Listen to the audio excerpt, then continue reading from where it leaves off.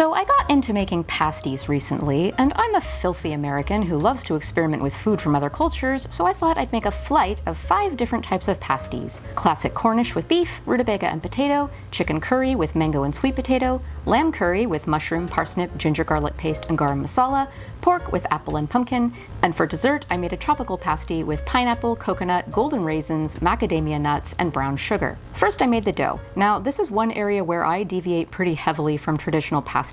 First, you're supposed to use a combination of butter and lard, but I use all butter because butter tastes better. The second thing I do differently is I use only half the fat that you're supposed to.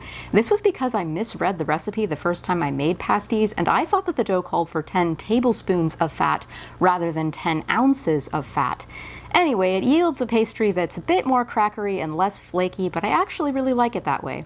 They store and travel much better, they're cheaper to make, and they're lower calorie if that concerns you. Anyway, as you can see, I blended flour, salt, butter, and water in a food processor, then I turned it out onto a counter and wrapped it in plastic wrap. You have to let this dough rest at least 3 hours in the fridge. Meanwhile, I prepared my fillings. So the neat thing about pasties is you don't pre-cook the filling. You just mince some meat, onion, and some starchy vegetables, layer them in the pastry with some flour, butter, and spices, seal them, and bake them. That doesn't mean it isn't a lot of work chopping everything, especially if you're making 5 different kinds, so do this during the 3 hours your pastry is chilling. To roll and cut the pastry, separate it into 6, then roll each piece of dough into a big lopsided circle, which you then cut into a clean circle 8 inches in diameter. Just use a salad plate and it works really well. Then I like to take all the dough scraps and make 2 more bonus pasties. Try to work fast and keep the dough from getting too warm. For the first pasty, I layered rutabaga, potato, sirloin steak, onion, salt, and pepper. Then I dotted butter, sprinkled with flour, and sealed the pasty. There's a special trick to doing this, and as you can see, I kind of forgot it and was trying to remember. It comes pretty intuitively to me, and I don't think I'd be able to teach it to somebody, but basically you paint the edges of the circle with water, press the edges together, then fold them over like I'm doing here. Flip the pasty over, press it down a little, cut some slits for steam to escape, and place it on a cookie sheet. Now this is where if you're a normal person, you would just make 7 more pasties of the same type, but that wouldn't make very good content. So I proceeded to variation 2, sweet potato, mango, onion, garlic, and chicken, spiced with salt, curry powder, and cayenne pepper. Dot with butter and flour and seal it like a regular pasty. Then proceed to variation 3, parsnip, some mushrooms that I sauteed in butter and a little salt. Excess moisture is your enemy with pasties, and raw mushrooms are mostly water.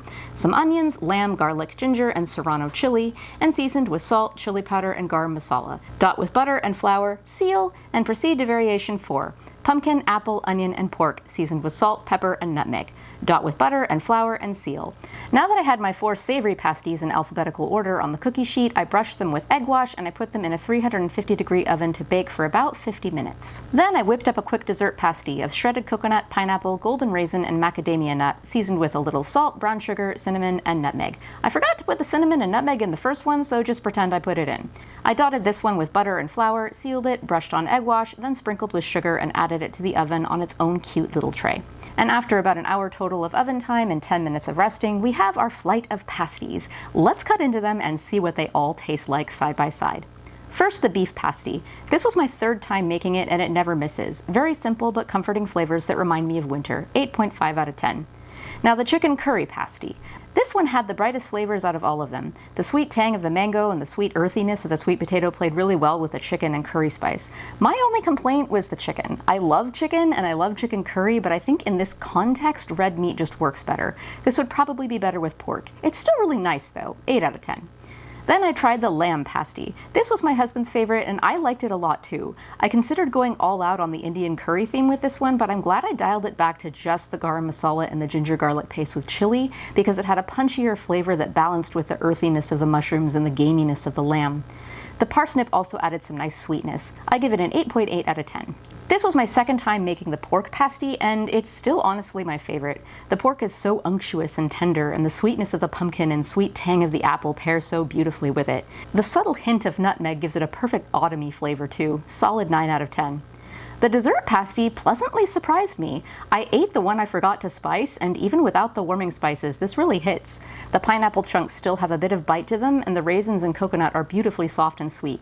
The macadamia nuts add a nice buttery, crunchy contrast, and brown sugar and butter always make things delicious. If I'm comparing this to a classic pie, I'd give it like a 5 out of 10, but for a pasty, I'm giving it a 9 out of 10. Now, I've probably offended the entirety of the Atlantic Isles with this video, but if you're open-minded, do give these pasties a try. I've included written recipes in the video description below.